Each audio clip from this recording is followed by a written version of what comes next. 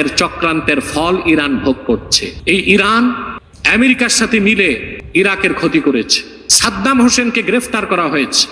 ইরানের শিয়া বিচারপতিরা ঈদুল আজহার দিন বিচারের রায় কার্যকর করে প্রেসিডেন্ট সাদ্দামকে ফাঁসি দিয়েছে। আর সেই ইরাক থেকে ইসরায়েল ইরানে হামলা করছে।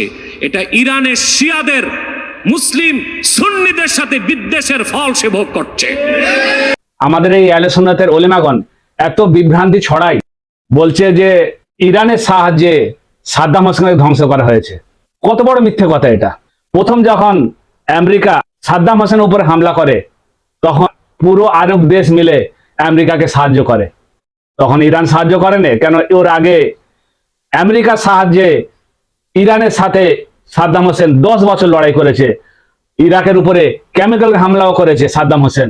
ওই হামলায় ওই 10 বছরের যুদ্ধই ইরানের 10 লাখ মানুষ শহীদ হয়েছে। এই হচ্ছে ইতিহাস।